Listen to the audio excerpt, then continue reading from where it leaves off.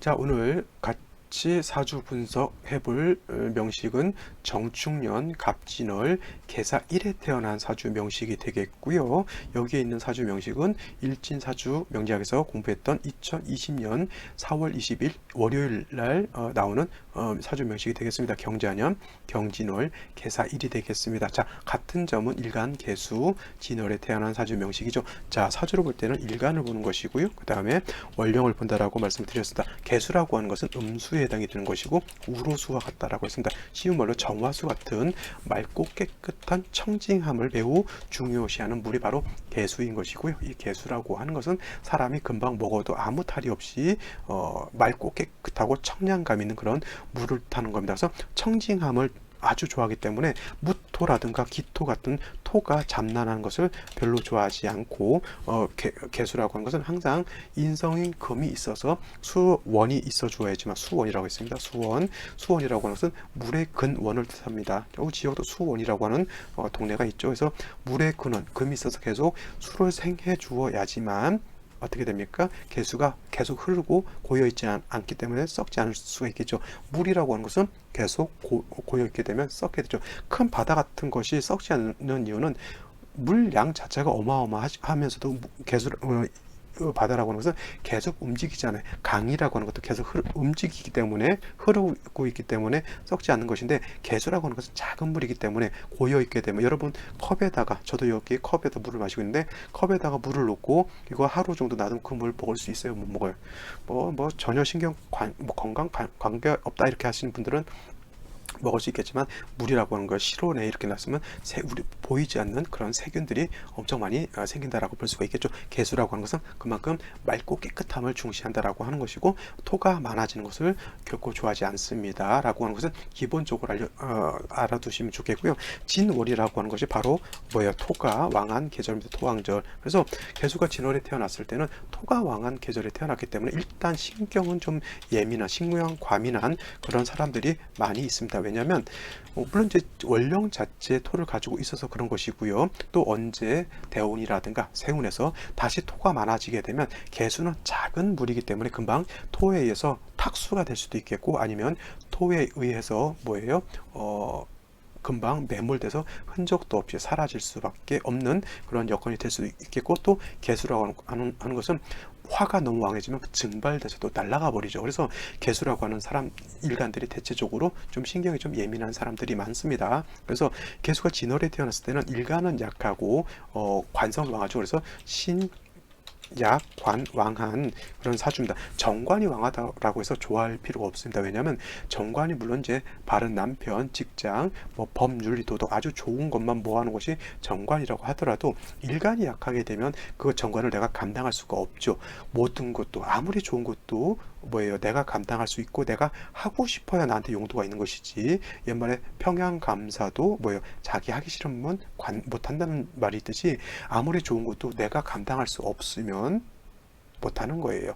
자, 초등학생들한테 대통령 되라 그러면 못합니다. 감당 자체를 못하죠. 그것이 대통령이라고 하는 명예가 엄청나게 큰데 그거를 감당할 수 있으려면 어느 정도 학식도 있고 그다음에 세상 보는 어떤 안목도 있고 그다음에 국민들, 시민들, 사람들과 더불어서 이렇게 할 수 있는 어떤 그러한 친화력도 있어야 되는 것이지 옛날같이 그냥 무조건 갖다 때려잡고 그러면은 안 된다는 얘기죠. 그래서 그러한 명예도 좋지만 그 명예라고 하는 것도 내가 감당할 수 있어야 내 명인 것이지 그렇지 않으면 능력이 안 되는 사람이 대통령 되면 어떻게 됩니까? 감옥 가죠.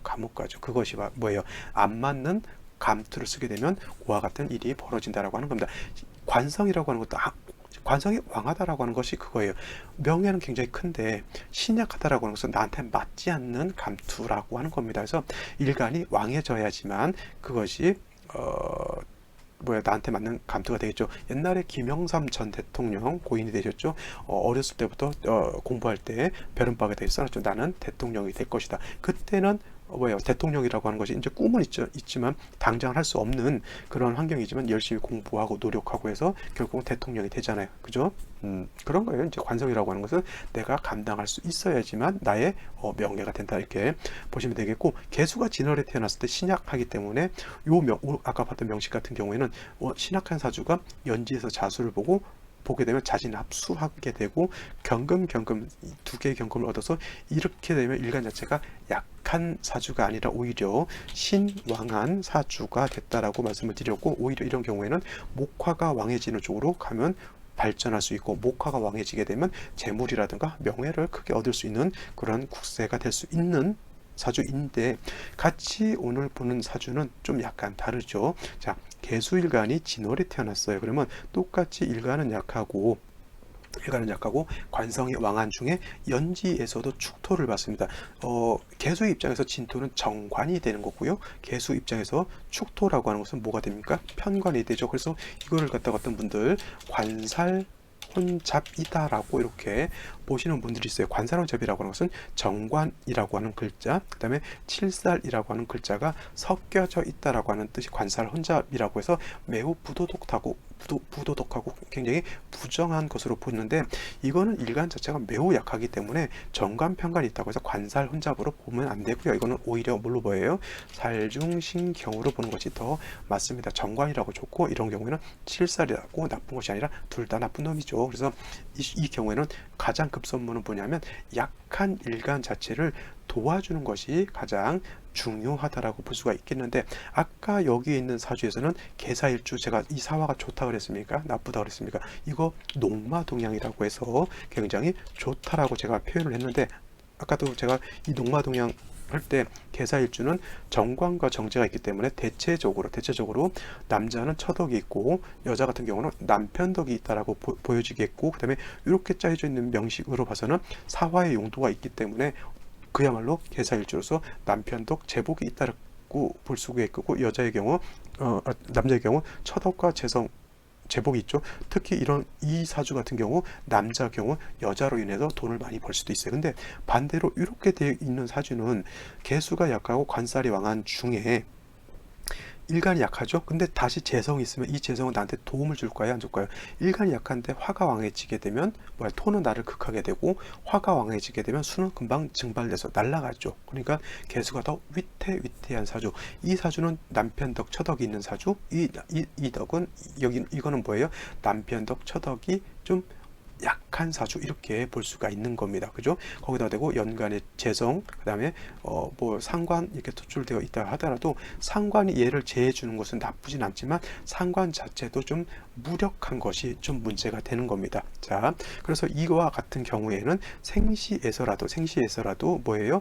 나를 생조해 주는 그러한 글자가 오는 것이 좀 좋다라고 볼 수가 있겠죠. 근데 이러한 사주가 아까 여기서는 갑인시 나쁘다고 보지 않아서 이 갑인시 오히려 저는 좋다라고 봤는데, 이 경우에는 갑인시 같은 경우가 그렇게 좋진 않습니다. 왜냐하면 일간 자체가 약한 상황에서 목이 있게 되면 목은 오히려 수의 기운을 더 빨아들이고 수의 기운을 더 나쁘게 만드는 그러한 역할을 하기 때문에 갑인시, 을묘시 별로 좋지 않겠고요. 병인시도 결코 좋지 않죠. 이 경우에는 병인시도 제가 화가 있기 때문에 나쁘지 않다라고 봤는데, 이 경우에는 수가 약하기 때문에 갑인, 을묘, 병진, 정사, 무호, 기미시가 다 결코 좋은 생신은 아니고요. 일간 개수를 갖다가 도와줘야 되는 그러한 사주 명식이다라고 볼 수가 있는 겁니다. 그죠? 근데 이 사주가 예를 들어서 생시가 병진시였다라고 하면 어떻게 될까요? 병진시라고 하면 결코 좋은 생신은 아닙니다. 단 한 가지, 자, 이것도 잘 보셔야 될 것이 뭐냐면, 이것도 토에 해당이 되고 이것도 토에 해당이 되고 그 다음에 이것도 토에 해당이 되는데, 어느 하나 건토가 없습니다. 건토가 아니라 이거는 다 뭐예요? 습토라는 거예요. 습토. 자, 축 안에도 신금 개수가 들어있는 습토죠. 개수가 축에 통근할 수가 있습니다. 그 다음에 개수는 진이 수의 고지이기 때문에 여기도 통근할 수가 있겠고요. 그 다음에 개수라고 하는 것은 이 생시에 있는 진에도 통근할 수가 있기 때문에 언뜻 봐서는 너무 조열해가지고 일간 자체가 매우 신약해서 안 좋을 것 같은데, 내막을 잘 보면은 개수가 일간 자체가 뿌리를 둘 수 있는 곳이 한 군데, 원령도 가능하죠. 그 다음에 시시도 가능합니다. 환경 자체는 굉장히 안 좋은 환경에 있지만은 내가 뿌리를 이렇게 둘 수 있다라고 하는 것은 처세라든가 좀 안 좋은 환경이라 하더라도 내가 비빌 언덕이 좀 많다라고 하는 거예요. 이거를 갖다가 근묘화실이라고 하는 이론이 있습니다. 근묘화실이라고 해서 근묘화실이라고 해서 근이라고 하는 것은 뿌리 근자죠. 나무가 있으면 뿌리가 있겠고요, 줄기가 있겠고, 나무와 뿌리가 있으면 그 뿌리가 있겠고, 줄기가 있으면 줄기에서 꽃이 피게 되고, 꽃이 피게 되면 열매를 맺게 되죠. 그겁니다. 이 근이라고 하는 것은 뿌리를 뜻하는 뿌리를 뜻하는 것이고, 묘라고 하는 것은 색싹 줄기를 뜻하는 것이고요. 그 다음에 화라고 하는 것은 꽃을 피우는 것이고, 실이라고 하는 것은 열매를 맺는 겁니다. 나라고 하는 개수일간이 있을 때 근이라고 하는 것은 조상이 나의 뿌리가 되는 것이고요. 그 다음에 조상이 내 부모를 낳죠. 그래서 내 부모궁은 묘라고 하는 줄기가 되는 것이고, 그 다음에 그 줄기가 나를 주기 때문에 일주는 화가 되는 것이고, 그 다음에 내가 내 아이를 낳게 되면 나의 결실이 되는 것이죠. 그래서 시주는 실이 되는 거예요. 그래서 연주는 근, 그 다음에 월주는 묘, 일주는 화, 그 다음에 시주는 실이 되는 거예요. 그래서 근묘화신 이론에 따르면 이렇게 보는 거예요.